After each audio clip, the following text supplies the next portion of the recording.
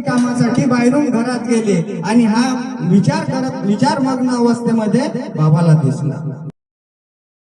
प्रश्न केला का तू कशाचा विचार करतो? तेव्हा त्यांनी सांगितलं का माझे पाय कोणीतरी हलवण्याचा मला भास झालेला आहे.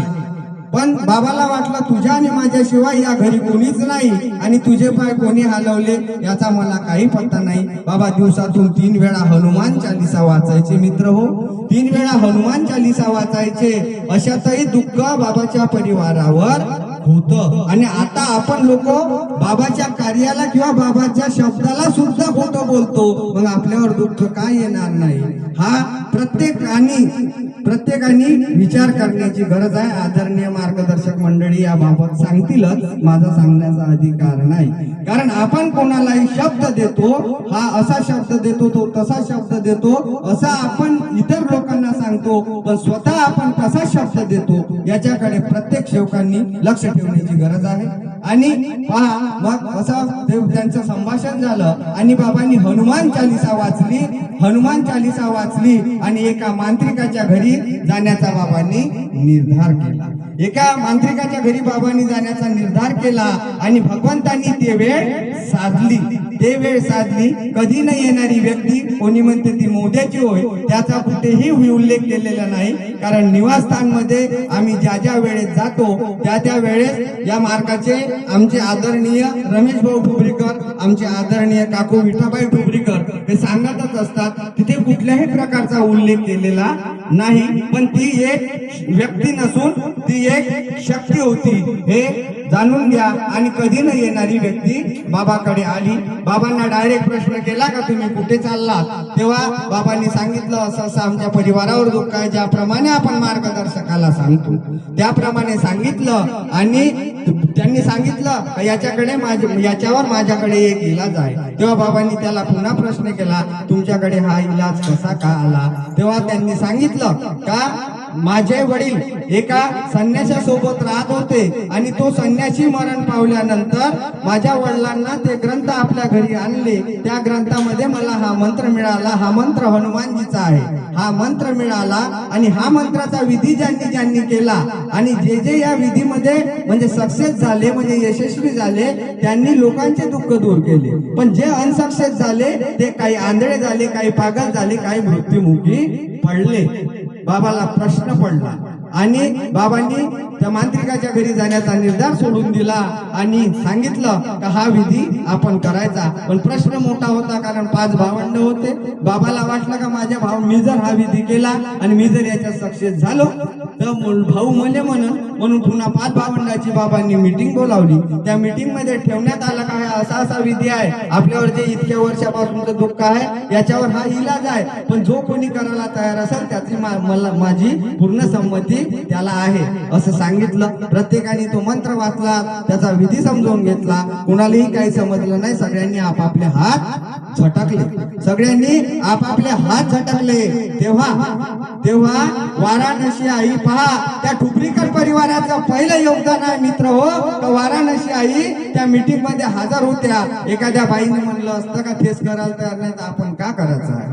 पहा, आपण फक्त आपल्या पोट्या सांगतो, पण बाबाच्या परिवारांनी या धर्मासाठी किंवा या मानव धर्मासाठी किती कष्ट घेतले हे कोणीही सांगितलं नाही.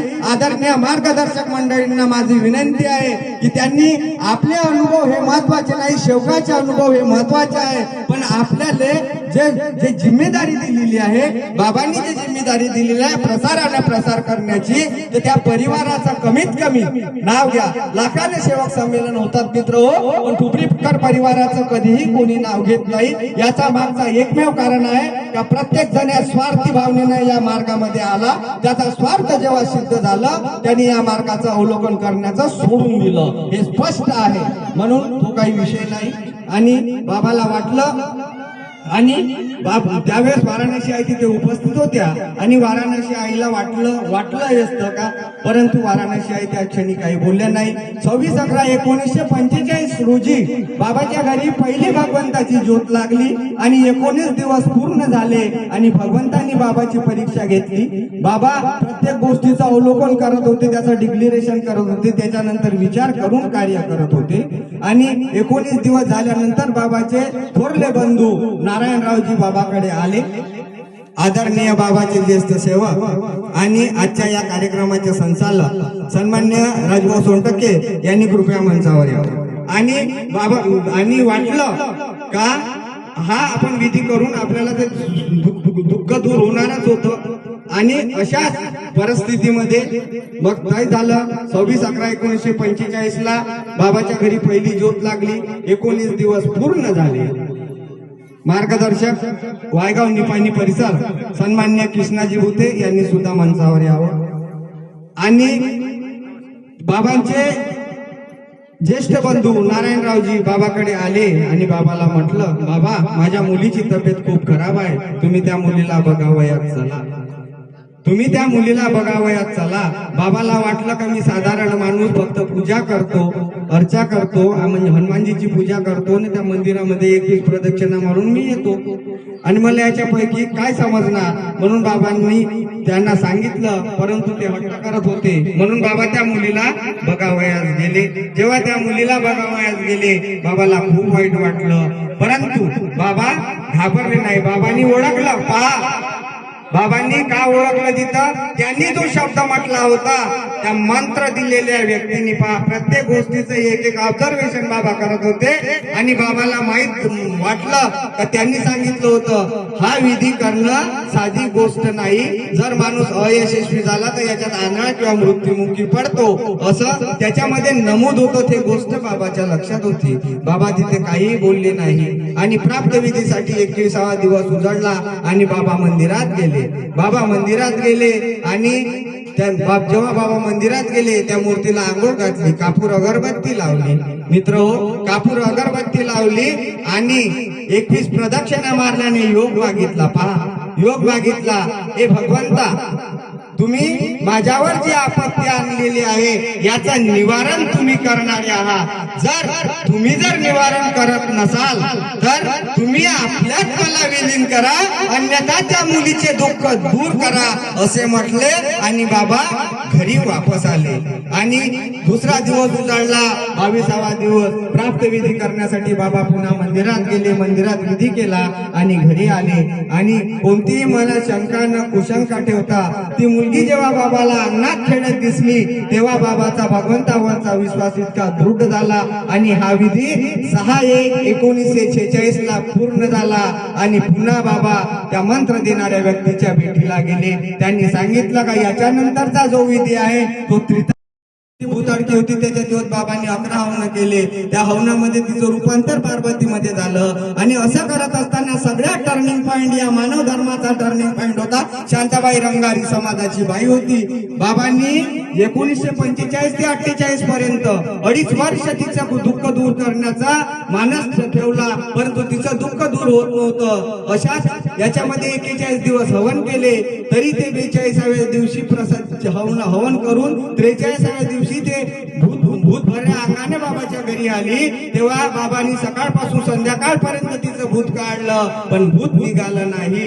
म्हणून बाबांनी पण घेतला आणि हनुमानजीला विचारलं, इस संसार में ऐसी कौन सी शक्ति है, हम शैतान किसे कहे और भगवान किसे कहे, मैं आज से किसी देवता को नहीं मानूंगा, ये आखरी फूक है बाई. आणि ती बाई पुन्हा वापस आली नाही. त्या गोष्टीचं बाबांनी अवलोकन केलं. अवलोकन केल्यावर बाबाला वाटलं का मी भगवंताला कोणता शब्द म्हटला का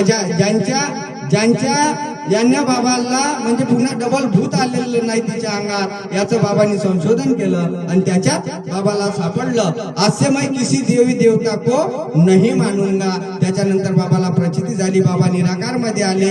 20/8/1948 20/8/1948 मध्ये बाबा निराकार मध्ये आले. तेव्हा त्याच्या अगोदर म्हणजे 19 तारखेला निराकार मध्ये असताना बाबाच्या मुखातून मुखकमलातून शब्द निघाले, इस संसार में ऐसी भी एक शक्ति है क्या सबका एक भगवान, इसे प्राप्त करने के लिए तुझे 5 दिन हवन करना पडेगा। बाबा निराकार मध्ये आले, तो परिवार होता, तो ठुबरीकर परिवार होता, म्हणून बाबा आपल्याला मिळाले।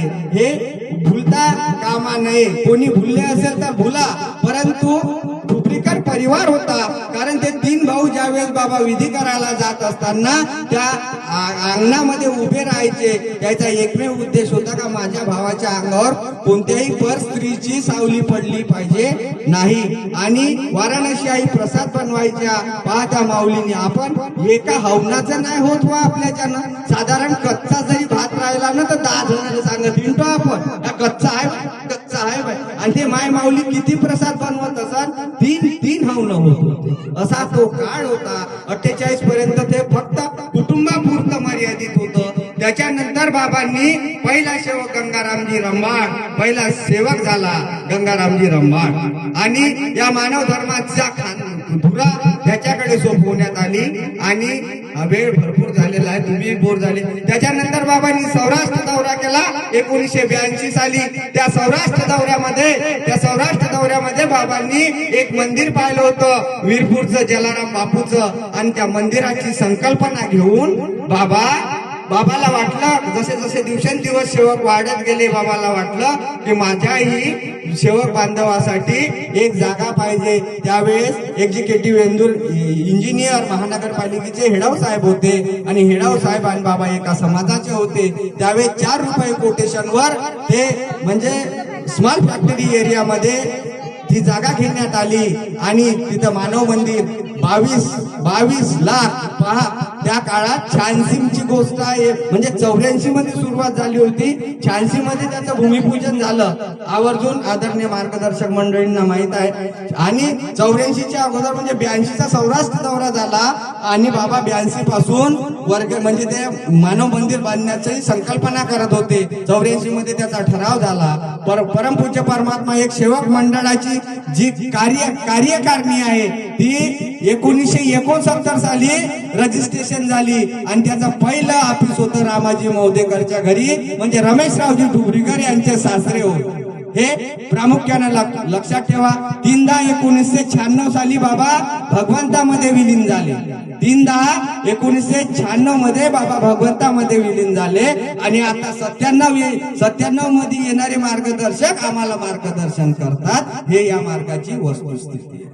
म्हणून प्रत्येकाने बाबाच्या तत्व शब्द नियमाच्या चाकुरीत चाला, कारण बाबांनी जे नियमावली सांगितली ते जे 12 नियम सांगितले, आणि त्यागाचे आता 17 झाले, पहिले 14 नियम होते, हे 19 पासून झाले। आणि प्रत्येकाने बाबाच्या तत्व शब्द नियमाच्या माध्यमातून चालण्याची कोशिश करा। आदरणीय मार्गदर्शक मंडळींना नम्र निवेदन आहे की त्यांनी प्रत्येक आपल्या मार्गदर्शनामध्ये, माझा अधिकार नाही तुम्हाला, परंतु कमीत कमी त्या परिवाराचं किंवा कुठेही चर्चा बैठक होत असेल, कोणत्या तो कच्चीचा सेवक असो का पक्कीचा सेवक असो, लहान मुलगी असो, जर त्याला तिले 2 तरी शब्द बाबाच्या जीवनचरित्रावर प्रस्तावना करण्याचा परवानगी आदरणीय मार्गदर्शक मंडळींनी द्यावी। आणि माझ्या या दैनंदिन क्रियेमध्ये माझ्या घर परिवाराकडून किंवा माझ्याकडून काही चुका झाल्या असतील, मी सृष्टीचे विधाता भगवान बाबा हनुमानजीला, मानते की बाबा जीवनदेवजीला, लाडक्या वाराणसी आईला, आदरणीय मंच, माझे मार्गदर्शक, सर्व उपस्थित सर्व सेवक सेविका, बालसेवक, सर्व गावकऱ्यांना क्षमा मागतो, आणि मी आपली रजा घेतो। सर्वांना माझा आदरपूर्वक नमस्कार।